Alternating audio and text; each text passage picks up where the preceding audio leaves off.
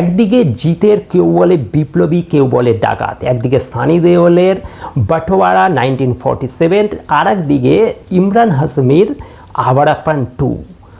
তিনটে মুভি একই সাথে রিলিজ হচ্ছে 40 আগস্ট।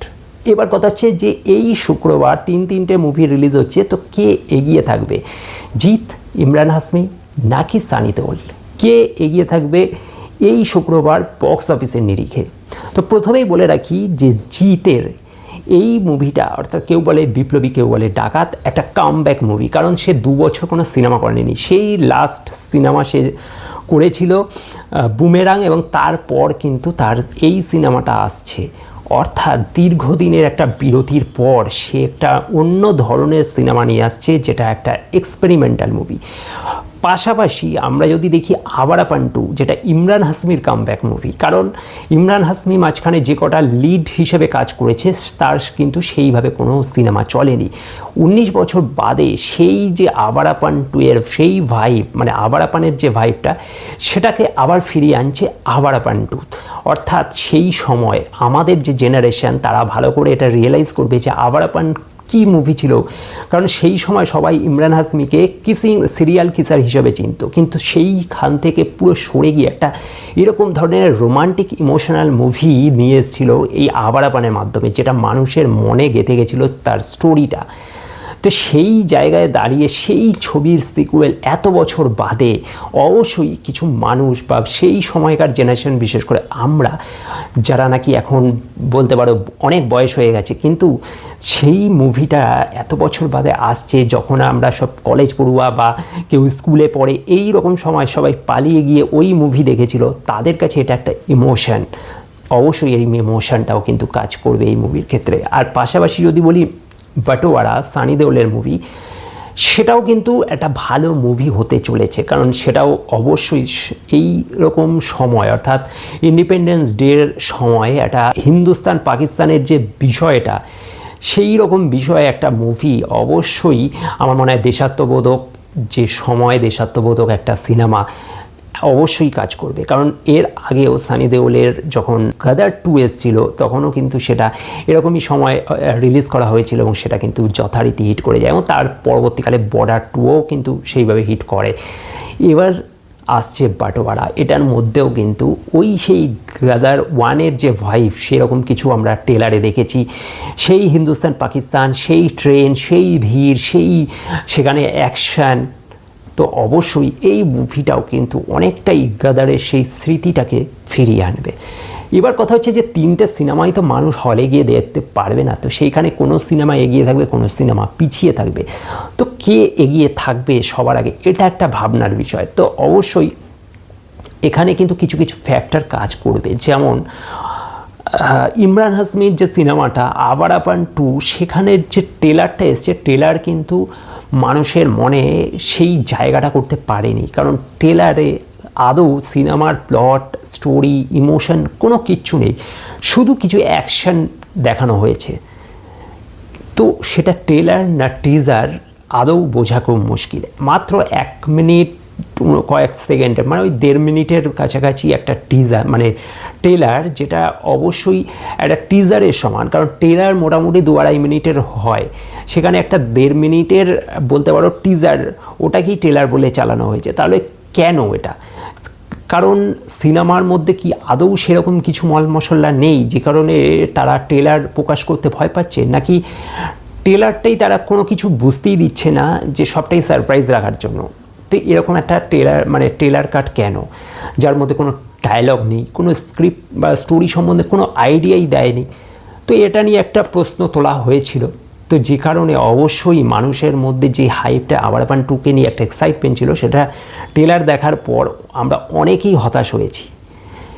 কিন্তু মুভির যে গান, তো সেটা অবশ্যই ভ্যালু অ্যাড করে, এবং পাশাপাশি ইমরান হাশমির বডি ল্যাঙ্গুয়েজ, তার এক্সপ্রেশন, সেইগুলো দেখে কিন্তু মানুষ এখনও আশাবাদী যে সিনেমাটা ভালো হবে। ট্রেলার ফেলার ছাড়ো, ওসব যেরকমই যাই হোক, সিনেমা কিন্তু ভালো হবে। এবার সিনেমা কতটা কি হবে সেটা তো এখনও কিছু বলা যাচ্ছে না, তো সেটার জন্য হলে গিয়ে দেখতে হবে। পাশাপাশি বাটোয়ারা, সানি দেওলের কিন্তু একটা ক্রেজ বরাবরই রয়েছে, যে সে 65 বছর বয়সেও যখন নাকি গাদার 2 এর মতো সিনেমা আনে, সেটাকে হচ্ছে সে কীভাবে হিট করিয়ে দেয়, যেটা কেউ ভাবেইনি। তো সেটা দেখে বোঝা যায় যে তার কিন্তু এখনও সেই হাইপ রয়েছে, তা সে এখনও যদি এসে সেই গর্জন দেয় এবং হিন্দুস্তান পাকিস্তান নিয়ে কিছু ইমোশনাল সেন্টিমেন্টাল ডায়লগ দেয়, তাহলে পাবলিক সেটা খাবেই। তো তারও একটা বাজার রয়েছে এবং এই সময়টা অর্থাৎ 15 আগস্টের আগে এরকম একটা মুভি আসা, সেটা নিয়েও কিন্তু মানুষের মধ্যে এক্সাইটমেন্ট থাকবে। অর্থাৎ তার সিনেমাটাকেও কিন্তু ফেলে দেওয়া যায় না। হ্যাঁ, তার হয়তো সিনেমার প্রমোশনটা কম, কিন্তু তার যে ট্রেলার হয়েছে সেই ট্রেলারটা কিন্তু ফার্স্ট ক্লাস ট্রেলার হয়েছে, কারণ ট্রেলার দেখে পুরোপুরি স্যাটিসফাই। ট্রেলার দেখেই একটা গুজবাম দিচ্ছে এবং দেখে সেটা মনে হচ্ছে যে এই সিনেমাটা হলে গিয়ে দেখা যেতে পারে, কারণ বড় পর্দায় সানি দেওলের গর্জন শোনার মতো এক্সাইটমেন্ট আর কিছুতে থাকে না। এবার প্রশ্ন হচ্ছে যে বাংলার জিৎ এত বছর বাদে কামব্যাক, তাহলে তার সিনেমার কি হবে? দুটো বলিউডের সিনেমার মাঝখানে কি স্যান্ডউইচ হয়ে যাবে, নাকি তার সিনেমা সব কিছুকে ঠেলে দূরে সরিয়ে দিয়ে তার সিনেমা সবার আগে জায়গা করে নেবে? এবার দেখো, বিষয়টা হচ্ছে বাংলার মধ্যে এটুকু শিওর যে জিতের সিনেমা কিন্তু এইবার রেসপন্স পাচ্ছে, অর্থাৎ জিৎ বহু বছর বাদে একটা হিট সিনেমা দিতে চলেছে। সেটা তার লুক, তার এক্সপেরিমেন্ট, তার প্রমোশন সব কিছু নিয়ে বোঝা যাচ্ছে এটা যে এই কেউ বলে বিপ্লবী কেউ বলে ডাকাত মুভিটা বাংলায় কিন্তু ভালো ব্যবসা করতে চলেছে স্বাধীনতা দিবসের আগে। এবার অল ওভার ইন্ডিয়াতে তো আর জিতের সিনেমা চলবে না, তো সেখানে কিছু জায়গায় অবশ্যই সানি দেওলের ক্রেজ বেশি, কিছু জায়গায় হবে ইমরান হাশমির ক্রেজ বেশি। তো ওই দুটোতে একটা টেক্কা হবেই। ইমরান হাশমির যে সিনেমাটা সেটা অবশ্যই এই সময়ে আসার সিনেমা নয়, মানে স্বাধীনতা দিবসের আগে আওয়ারাপান 2 অন্তত মানুষ সেইভাবে মানে দেখার মতো এক্সাইটমেন্ট থাকবে না।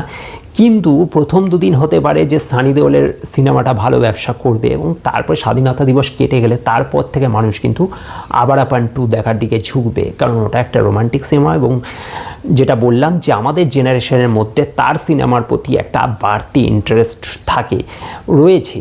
তো যে কারণে আওয়ারাপান 2 এ প্রমোশন যাই থাক না থাক, মানুষ সিনেমার ইমোশনের কারণে যে সেন্টিমেন্টটা জুড়ে রয়েছে তার জন্য মানুষ দেখতে যাবে। এবার এটা অল ওভার ইন্ডিয়ার কথা। ওয়েস্ট বেঙ্গলের মধ্যেও অবশ্য আওয়ারাপান ভালো ব্যবসা করেছিল, তাই আওয়ারাপান 2ও মানুষ দেখতে যাবে, কারণ যারা ওই জেনারেশনটা, যারা আওয়ারাপান একটা তাদের কাছে ইমোশন ছিল, তারা এই সিনেমাটা আশা করি মিস করবে না। কিন্তু বাংলাতে জিতের সিনেমাটাও কিন্তু সমান সমান ব্যবসা করবে। বাংলায় হয়তো সানি দেওলের সিনেমাটা খুব একটা চললো না, কিন্তু তার যে জায়গা রয়েছে পাঞ্জাব, বা তার সানি দেওলের যে মূল যে জায়গা পাঞ্জাব, এবং তার পাশাপাশি শুধু পাঞ্জাব কেন, অল ওভার ইন্ডিয়ার মধ্যে বহু জায়গা রয়েছে, সেখানে কিন্তু অবশ্যই বাটোয়ারা ভালো ব্যবসা করবে। কিন্তু সব কিছুকে গিলে নিতে এর পরেই আসছে কিন্তু যে সিনেমাটা টক্সিক, ওই সিনেমাটা আসলে কিন্তু এই সব সিনেমা বসে যাবে। অর্থাৎ এই 3টে সিনেমার কাছে 2 সপ্তাহই আছে যা ব্যবসা করার, তারপরে টক্সিক আসলে কিন্তু কোনো সিনেমাই আর ব্যবসা করতে পারবে না। যে কারণে এই 2 সপ্তাহেই প্রমাণ করতে হবে কে রাজা কে এগিয়ে। এবার কথা হচ্ছে স্বাধীনতা দিবসের যে মোমেন্টটা, সেটা মোটামুটি ওই 3-4 দিন থাকবে। এই 3-4 দিনে আসল টেক্কাটা হবে বা কে কত কি ব্যবসা করে এই 2 সিনেমার মধ্যে, অর্থাৎ কেউ বলে বিপ্লবী কেউ বলে ডাকাত এবং বাটোয়ারা। এই 2 সিনেমা এই 3-4 দিনে যা ব্যবসা করবে, এইটাই কিন্তু ইম্পর্টেন্ট খুব থাকবে। ফার্স্ট 3 দিনের বক্স অফিস কালেকশান, এইটাই এই 3টে সিনেমার হিট ফ্লপের পিছনে সব কিছু নির্ভর করবে। তো এই 3টে দিন এদের ভাগ্য করার একটা দিন, এবং তারপর থেকে আওয়ারাপান 2 হতে পারে যে একটু করে রেসপন্স আসা শুরু হলো, কিন্তু আওয়ারাপান 2 এর কাছে কিন্তু মোটামুটি 10 দিনের মতো টাইম থাকবে, তারপর শুরু হবে টক্সিকের খেলা। তো আওয়ারাপানের কাছে অবশ্যই অনেকটা সময় রয়েছে সেই সিনেমাটাকে প্রমাণ করার, কিন্তু জিৎ আর সানি দেওলের কাছে কিন্তু ওই 3 দিনেই যা বাজি মারতে হবে, কারণ তারপর সিনেমাগুলো কতটা টানবে সেই বিষয়ে একটা সন্দেহ থাকে। হ্যাঁ, যদি এই 2 সিনেমার মধ্যে কোনো একটা সিনেমা খুব ভালো ক্লিক করে যায় এবং দর্শকের মুখে মুখে প্রশংসা পাওয়া যায়, তখন কিন্তু এই সিনেমাটাও কিন্তু টক্সিক আসলেও পাশাপাশি ব্যবসা করবে। কারণ আসল হচ্ছে প্রচার এবং মানুষের মুখে মুখে প্রচার। সেই প্রচারটা যদি হয়ে যায় যে এই সিনেমা ভালো হয়েছে, সুপারহিট, তাহলে সেই সিনেমা লম্বা রেসের ঘোড়া প্রমাণিত হবে। বাট কতটা কি হবে সেটা তো সময় বলবে। কিন্তু টক্সিক কিন্তু সারা ভারতবর্ষে ঝড় তুলতে আসবে, মানে ওয়েস্ট বেঙ্গলেও আসবে। তখন জিতের সিনেমা তখন রেসপন্স আসাটা ওই সময় খুব মুশকিল। তাই তাকে যা ব্যবসা করার তার আগে করতে হবে, এবং যদি তখন চলেও তাহলেও সেটা তার আগে অলরেডি সুপারহিট হয়ে দেখাতে হবে মুভিটাকে, তবেই টক্সিকের সাথেও এই সিনেমা টেক্কা দিতে পারবে, আদারওয়াইজ বসে যাবে। তো দেখা যাক কতটা কি হয়, আর জাস্ট কয়েকদিনের অপেক্ষা, তারপরেই বোঝা যাবে যে কোন সিনেমা কতটা কি ব্যবসা করে। অবশ্যই তার বক্স অফিস কালেকশন নিয়ে আমি কথা বলবো, তাই অবশ্যই সাথে থাকো, জুড়ে থাকো, চ্যানেলটাকে সাবস্ক্রাইব করে রাখতে ভুলবে না। আরও নতুন ভিডিও আনবো খুব শীঘ্রই। Thank you.